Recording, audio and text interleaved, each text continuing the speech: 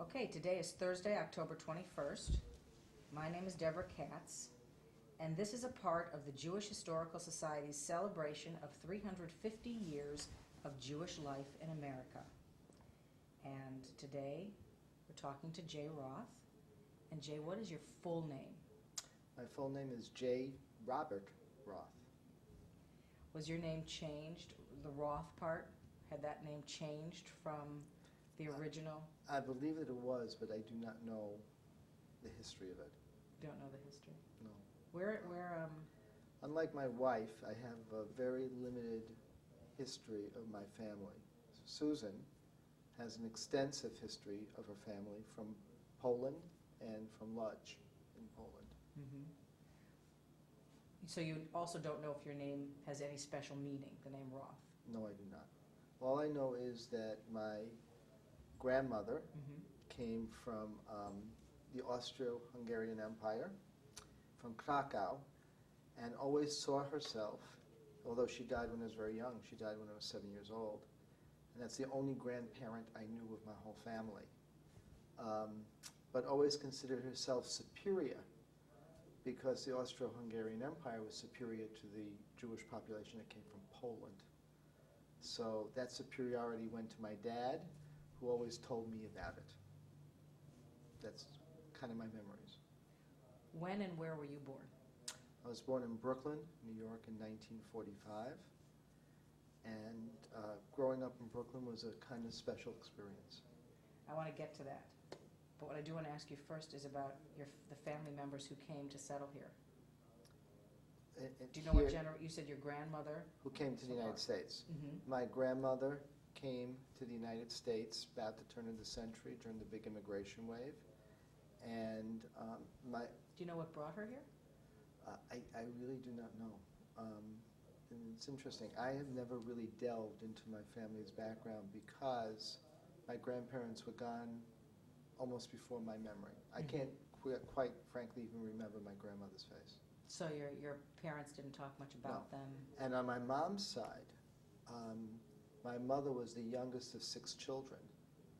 So when I was born as the youngest of the children of the 6 children, I was the last grandchild of those. They were alive for maybe a year or 2 of my life. So. Oh, your parents? No, my your grandparents. So I don't have that kind of recollection. Mm-hmm. I didn't have that wonderful opportunity of relating to a set of grandparents. And so there was no family business then that they all came over and took over? No. Any of these brothers and sisters? No. Or They all came. The only thing I know on my mother's side is that they came because there was a rich uncle. In other words, a brother to my mother's mother was, quote, rich. Mm-hmm. I'm not sure that's exactly how it panned out when they got here. But Uncle Staker was a family legend in terms of his wealth and that he would help them adjust in America. I don't know if it actually panned out that way for them. What did he do? He lived, and he also lived in New Jersey, which was like living in the higher up echelons of life. I think he started as a farmer, but then he went into some kind of business, but I do not know what it is. Describe what it was like growing up in Brooklyn.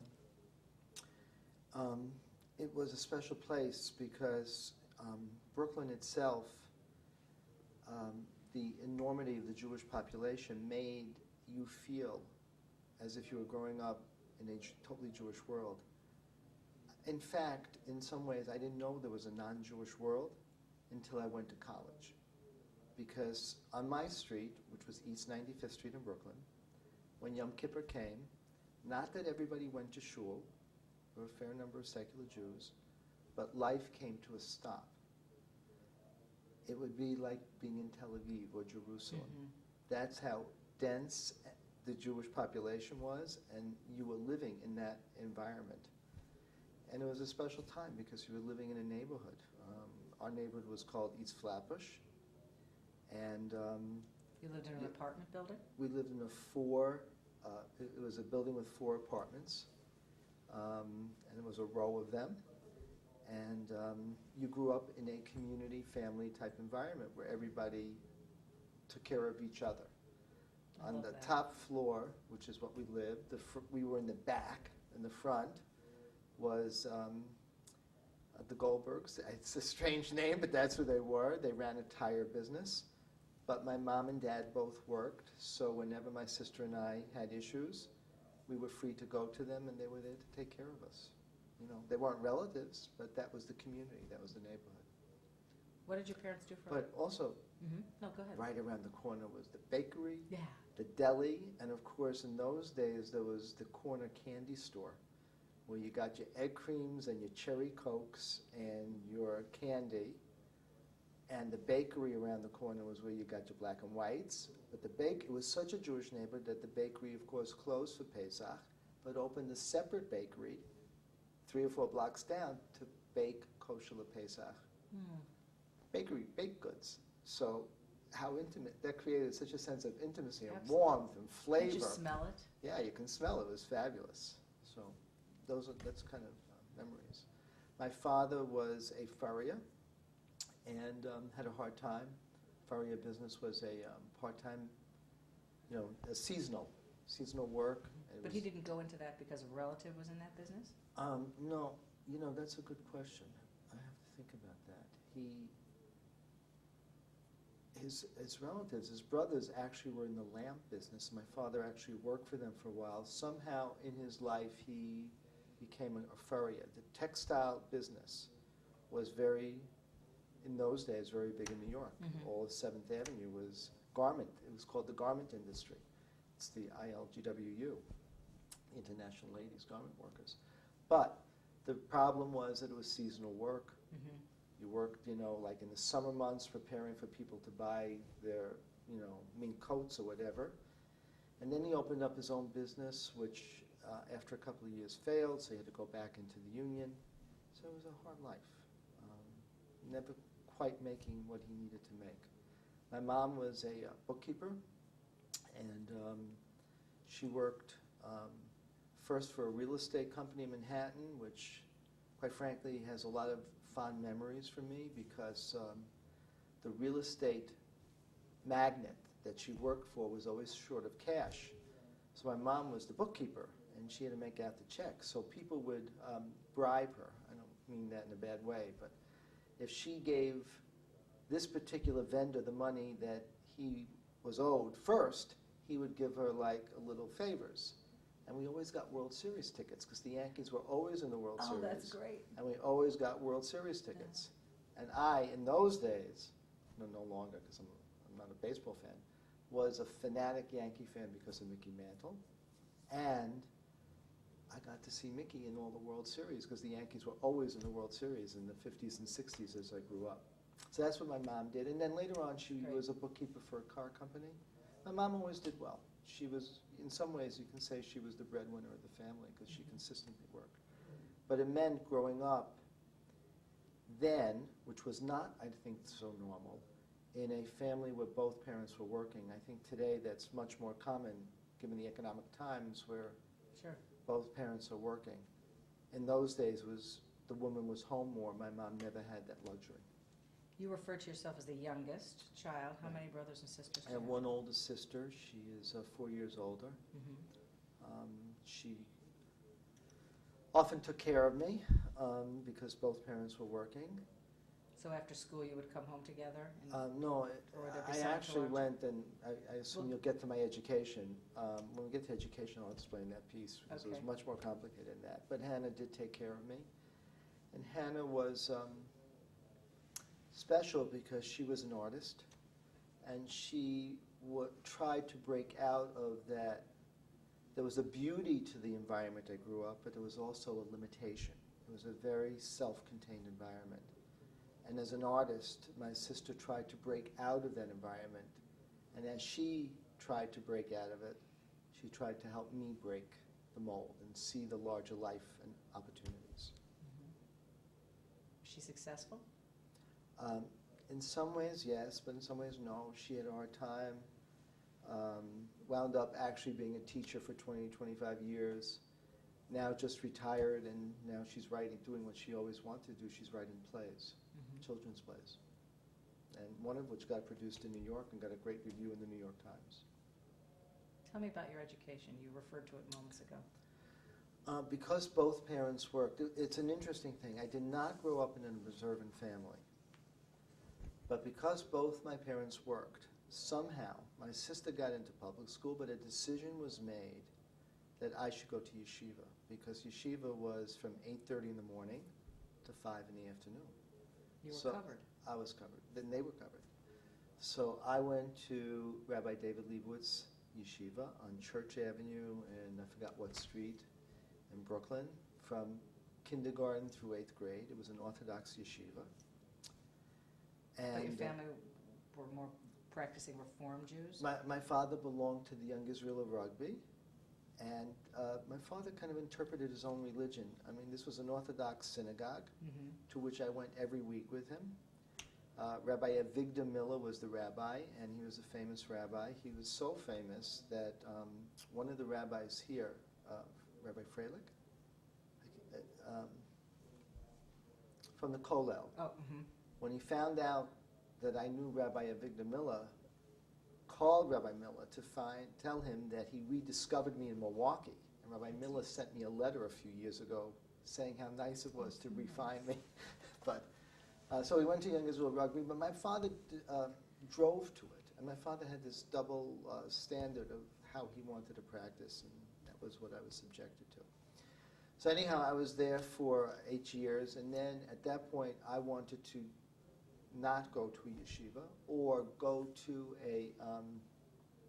the equivalent of the day school, a more modern yeshiva called a TA, Talmudic Academy, which was more consistent with the lifestyle that I would have envisioned. And Rabbi Miller said to my father, no, no, no, no. Jay has to go to Chaim Berlin, which was a very Orthodox yeshiva, and I went there through high school, graduated from there. So I have a wonderful and rich educational background, but as a child and as a teenager, struggled to equate the personal life I was living and family life with the yeshiva experience, which was different from that. I was just going to ask you how contradictory it may have been for you, especially if your sister's not living that kind of life. It was, and nor were my parents. It was very contradictory. And ultimately, while I look back now and say, wow, it is fabulous to have had it, when I graduated at the age of 18, I couldn't get away from it fast enough. And it took me years. It's probably the foundation upon which I came to Jewish communal life. And it's enriched my life. But when I graduated, I had to get away from it because the inconsistencies of that experience and the life I was living led me into a different way.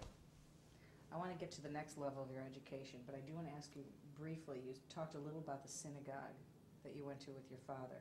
There was no other synagogue activities that your family participated in? No. Was it not an important part of their lives at all, No, even the though you went Young with your Israel father? Rugby was an important part of our life in the following way, because it was, we would drive there. My father, so he wouldn't be seen driving, would park 5 or 6 blocks away. But my aunt lived 4 or 5 blocks away.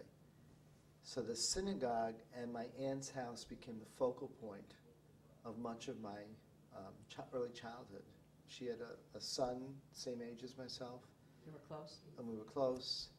And so in some ways it ties together. But my mother never went to the synagogue. No one else in the family went to the synagogue. It did not play the kind of role that a synagogue today in Milwaukee does. And probably played for people then, but not for my family. Did you celebrate Jewish holidays? Yes. Even though, I know places closed down, but you did do that in your home. Yes. So it was a part of your Yes, life. and every night, every Friday night, Shabbat candles were lit. The prayers said. But other than that, we could go out for Chinese food the next day. So the consistencies didn't. So you didn't keep kosher? No, the home did not none of keep that. kosher. None of that. Continue with your education after you graduated from yeshiva at 18. Where At did you go? 18, I went then to I wanted to go to Brooklyn College. In those days, the City University of New York, which comprised Brooklyn, Hunter, City Colleges, that it was free, totally free. And unfortunately, I grew up in, and I say this unfortunately, I grew up in the limited environment that I didn't really know there was a University of Wisconsin-Madison, or Brandeis, or University of Michigan or Minnesota. It was a set path for me. I didn't make Brooklyn College, so I had to go up to Hunter.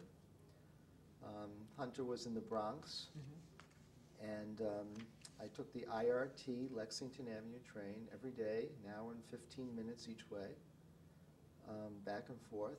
And then after the first year, transferred to Brooklyn College, which was much closer to my home.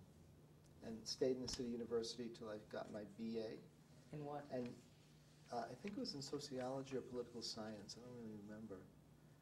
And then I went straight into social work school. I got my master's degree in social work from Adelphi University. It was in college that I began through a cousin in my family who was in Jewish Center Life. He was director of a JCC and moved up in the field. And he also, on Saturday mornings, he would run a center in Harlem. And he asked me if I would volunteer, and every Saturday morning I would go up to Harlem to work with low-income Afro-American children. And he also got me to start working in resident camp, LFOs and Willoway, Jewish resident camps, like Interlochen is to us. And it began to move me in my college career into the field of social work and Jewish communal service, though quite frankly, I was a liberal in those days, probably a little radical. My first desire was to work and help the poor. And when I got out of graduate school, that's what I did. I went to work in a low-income black community for 3 years, which was a real struggle. It was in the late 60s. It was a time of black power, and where a white worker really wasn't either trusted or wanted by the Afro-American community. So after 3 years, I left it and went back into Jewish communal service, which I had been doing throughout my college career. And actually, one of my field assignments in graduate school was at the Coney Island and Shorefront Jewish Community Centers in Brooklyn. Brooklyn was a full contained life. You can do anything there. They had every opportunity Jewishly to do, whether it's a kosher bakery or 10 centers to work at, you had your choice. Even though you said that you were so unaware that there was a non-Jewish environment outside, when you were growing up, were you aware of anti-Semitism? Because it must have become much more obvious to you once you were in college and once you sort of got out of your area. To be honest, whether I was, some people, sometimes my sister says that I was like I sleepwalked through my first 20 years of life. I don't know. I didn't sense it. Because the schools I went to had Jewish, first of all, yeshiva was a protected environment. And again, the kind of yeshiva I went to was totally protected. I didn't really realize anything until I went to high school. Chaim Berlin was located, if you know Brooklyn, on Stone Avenue and Pitkin Avenue. It was in a totally Afro-American neighborhood.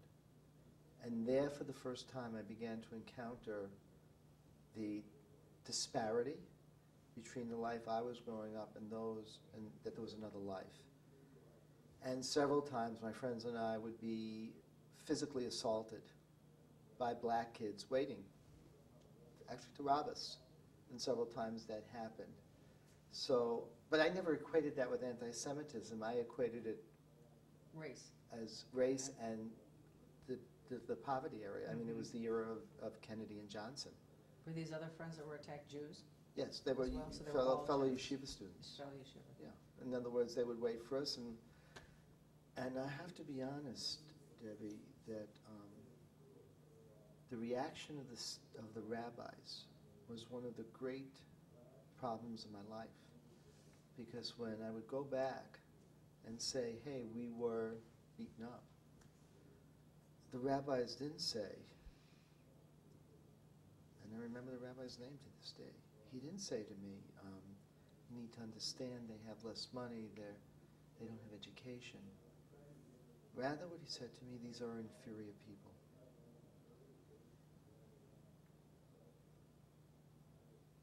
And that response has stayed with me a long time and affected the way I think about a lot of things, probably more than I realize. In what way? Because it's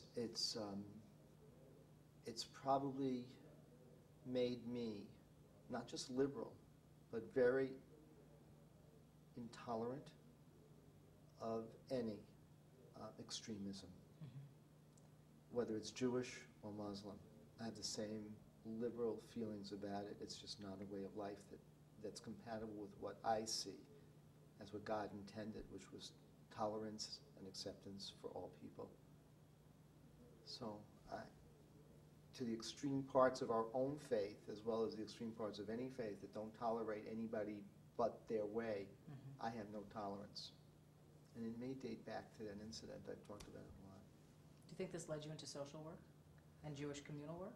Well, it was that and the fact that I began volunteering in college. That might have been subconsciously part of what led me to do what I did through college, and that's what got me into social work. Were you a war vet of any sort? No, quite frankly, and I have to say this honestly, my whole goal was to stay out of the Army during the Vietnam War. But I did get my draft notice, and I went for my physical, and my mother armed me with, I had some back problems, which affects even my posture today, which is kind of poor. So I was fortunate enough, because I probably wouldn't have gone to Canada, though a lot of people I knew were. But I wasn't classified 4F, I was classified 1Y. And I didn't even know what that was, but 1Y is that you can only be drafted by the United States, which then had a draft. You can only be drafted by the Army if Congress declares war. Vietnam was not a congressionally declared war. So I was able to stay out of the Army. It was a fortunate break, because had I been drafted, I don't know what I would have done. I had my MSW, so some people said to me, don't worry, you'll go into counseling. I don't need lots of counselors for the Army. But I didn't have to face the issue. How about your connection to Israel? Well, that's a good question. To be honest, I had no connection. It could be me. It could be my selective memory. I do not remember in all of my yeshiva years Israel ever being a topic of major discussion. Now, I don't know if that's because the Orthodox didn't really talk about Israel, but I think it was. Israel only became important in my life when I married Susan. She had family in Israel. Her family, my family lost nobody in the Holocaust that I know of. Her family was decimated by the Holocaust. In fact, her grandparents were the only members of each of their respective families. In other words, her grandma, that left Poland. The rest stayed. And that's why Susan has such a fabulous history of her family, because her grandmother was here from 27 on, came late. And the correspondence between her grandmother and her remaining 6 or 7 siblings kept going up until 1939 when Poland was attacked. So Susan has all this stuff, but that's aside. So when I married Susan, and by the way, that's probably my beginning realization of the Holocaust. I knew of it, but it never played any factor in my life. Now, American Jewry tried to downplay the Holocaust for lots of years after the war. So when I married Susan in '71, it was about the time, maybe a little started earlier, there was a reawakening of the Jewish community to the Holocaust and making sure people knew what happened. But Susan brought it to life to me. And the fact that she had cousins in Israel brought Israel to life to me. I did not get to go to Israel until 1983. So I was already, it was 2 years before I came to Milwaukee. I was selected for by the Jewish community centers to be a top executive. They developed a training program, and I was selected in, I think it was the first group or the second group, I don't remember. And included in that was a trip to Israel. And my first memory of that, I would just want to tell you, is the plane lands in, was it called Ben Gurion then? I don't know, but in Yerushalayim. And I hear someone yelling, J. Roth, J. Roth. And it was Susan's cousins who came to the plane. They had never met me, but they were so happy that someone from the American branch of the family was in Israel that they were literally at the tarmac yelling my name, not understanding that I had a program and I had to stay with my group, but wanting me to come with them for the 2 weeks I was in Israel. Also, by the way, Susan brought it to life because each summer she went to Israel. When she graduated college, she went to spend time in Israel with her family. So she had already a sense of identification with Israel, and when I married her, that was part of what she brought to our relationship. And just briefly, since you've mentioned your wife several times, you are married and you have children. Right, Susan and I are married. We married in '71. We have a son, Josh, born in 1977, now living somewhere between New York and California and wanting to make it in the movies. We have a daughter, Melanie, who's 23, born in '81. Melanie is finishing her career at Madison in art history. What she will do with in her life, we have no idea. And we have a daughter, Jamie, who's 21, born in '83, and she is a senior at the University of Minnesota and graduating in June or July of this coming year. You've made Jewish communal service your life's work. Let's talk something about that now. You started that in New York also? Yes. And looked around the country, or? No, I actually started my career, college I talked about, when after leaving, after graduating with my MSW, I worked for 3 years in low-income black community. It was a great learning experience, but it wasn't going to happen for me there. So I went back to Jewish communal work. I started working at the Mashalu Montefiore Community Center, which was one of about 25 JCCs in the New York metropolitan area, as a college worker. I stayed with that position for 2 years, and in that same agency then got promoted to run the senior center. Stayed there 1 year, and the agency got funded by the Federation for an assistant director's job, which would have been a nice step up for me. And the director calls me into his office one day and says to me, "Would you be interested in it?" And I said, "Oh boy, of course I would." I go home, I tell Susan, we're all excited. The director didn't say another word for a month. I don't know what he did, or I don't know if he interviewed other people. But a month later he comes back and says to me, "I'm offering you this position." And I stayed in that position for 5, 6 years. I got promoted to associate. And then I took my first executive position in 1979 at the Samuel Field YMYWHA, which is what JCCs were called in New York, and stayed there as the executive for 6 years. It was a fabulous experience, but centers in New York are different than the center in Milwaukee. In New York, there are so many Jewish institutions competing for Jewish life, that a center is very important, but just one of many. In 1983, when I went to Israel, I was part of what was called the JCC Executive Development Program, and I got to know and become friends with a group of guys who were coming and working in JCCs in cities like Buffalo or Pittsburgh, where the center plays a more significant role in terms of perpetuating Jewish life, building Jewish community. So I decided that I wanted to try Jewish life outside of New York. Would you like me to go on and just... I would love you to go on. So I went home to Susan, who didn't want to leave New York know-how, because she was a teacher, had a good job, and to this day still says she would have had a great pension. Now that her friends from the teaching, who she knew then, are retiring, they got these great pensions. She has nothing. But I wanted to see if I can fulfill what I believe was an opportunity in a Jewish community that was different. So I interviewed. I remember going to Hartford, Milwaukee. There were 2 or 3 communities I interviewed in. And we chose Milwaukee probably more in ignorance than in knowledge. It's turned out great, but, you know, like every time you take a job, you know, you need to know as much as you can.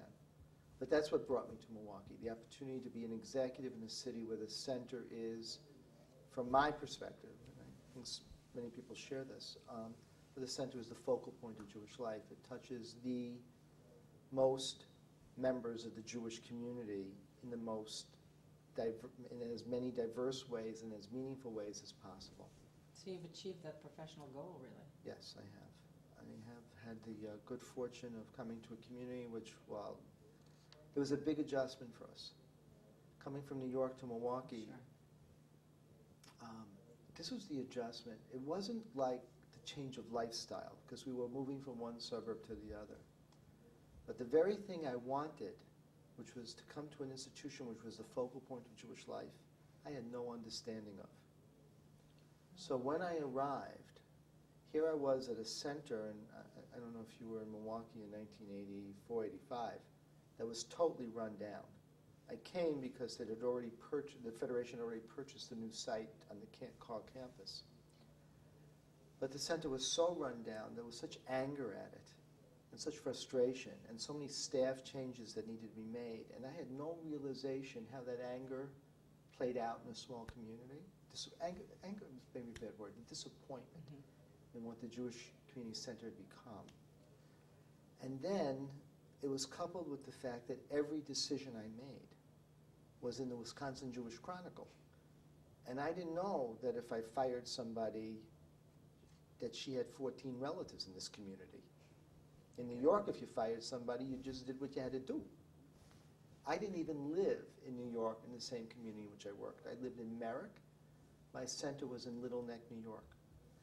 Nobody knew who I was. But here, everybody knew who I was. And every decision, if I had to make a change in the camp director, people were calling me at home at night, anonymously, criticizing me, you know, or attacking me. And some of it was my own lack of sensitivity to the intimacy that is the Milwaukee Jewish community and the process it requires to get change.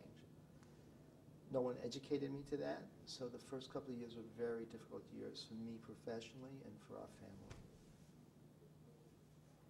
How do you see the future of the Milwaukee Jewish community? Maybe even the present and the future. Well, I think, of course, you know, I'm all caught up in the capital campaign and the renovations and expansion to the JCC, and also to the rest of the campus, which I think will be very important to bringing stability and continuity to the Jewish community in Milwaukee. But long term, I have concerns about it, and I may be biased, but I'm concerned about communities like Milwaukee, like Buffalo, like Cincinnati, because a lot of young people, and I'm using my 3 kids as anecdotal evidence, but a lot of what I hear. It's the meccas of New York, Chicago, San Francisco, Atlanta that are drawing our kids away. And I'm concerned that long term, now I know some come back because Milwaukee is a great place to raise a family, but the competition's tough out there, and Jewish youth, on the one hand I say thank God, on the other hand I say oh my God, have great opportunities, and they're out there seeking them. But I think that is a harbinger of some concern for us in a community of this size that isn't particularly progressive or growing. What does that mean for our kids? Now, what I see is, you know, there are families that are native Milwaukeeans, and kids come back for their businesses. But there's a lot. I was very surprised. One of our close friends, native Milwaukeean, all 4 of his kids are gone. He left the city. He's sharing a home in. He moved to Scottsdale in the winter, and Silverthorne in the summer. And I said, "You left Milwaukee? You're a native." He said, "But there's nothing there for me. My kids don't come back. I got great friends, but I can see them. You know, they'll come to me. I'll go to them." So I have some concern about the future of the Jewish community.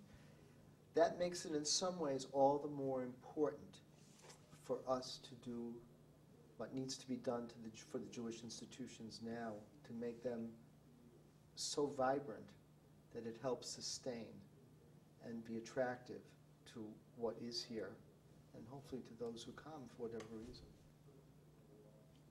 I want to go back to a couple of personal things if I could. Do you have any regrets, either personal or professional? It's personally I have no regrets. I probably should have been harder on my children. Probably a little laid back. But I think we raised 3 great kids, and that's important to us. Professionally, it may be that I'll always wonder whether, after I came to Milwaukee and the opportunity, I never intended to stay in Milwaukee. Well, I never told Susan this. In the JCCA field, you move from cities to larger cities. And when I had the opportunity to go, I did. In part because Susan didn't want to leave. She didn't want to come, and then she didn't want to leave. So it was a little thing. Milwaukee's like that. Yeah, it's a kind of a weird thing. But the other thing was that I was fortunate to have a board of directors. I think I'm one of the few directors, and I'm not, that are board of directors that not only retained me, but appreciated me. And that's, I think, unique in the field. There's a fine line. You're a paid employee, and I am. I know I'm a paid employee. I have no fantasies that I'm other than that. But I've been fortunate to have fabulous relationships with my presidents and my board people, which, by the way, doesn't mean intimacy. It doesn't mean I go out with them every Saturday night. Mutual respect. It's a mutual respect. So the only thing I might regret is not having risen or taken the opportunity of going to a larger agency to run it, because I think I have the skills to do so. But on the flip side, it is fabulous to be in an agency and in a community where you are respected and appreciated. Highly rewarding.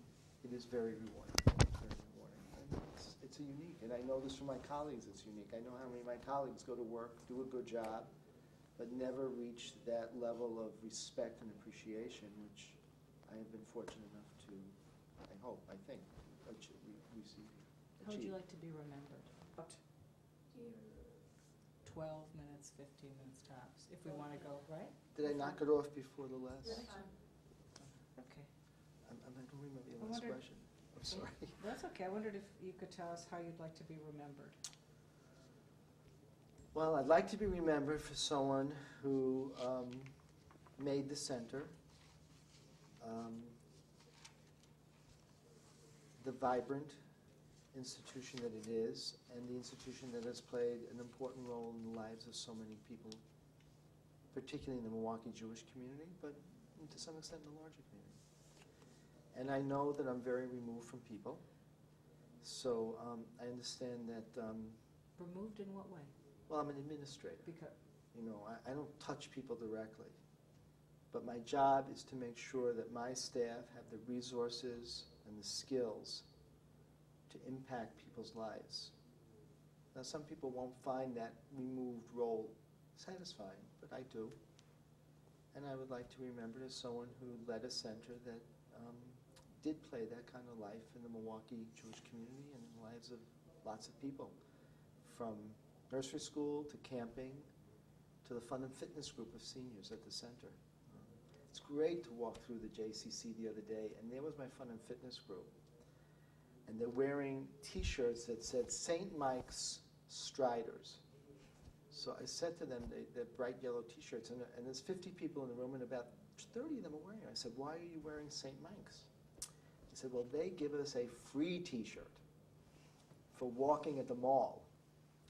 So I said to them, I tell you what, you pick the color, but we're going to get you free T-shirts too. Good for you. But I said to them, I'm going to pick the logo, because it's going to say JCC, and they were so happy, and it was just great. It's a great feeling to be in an institution that spells life.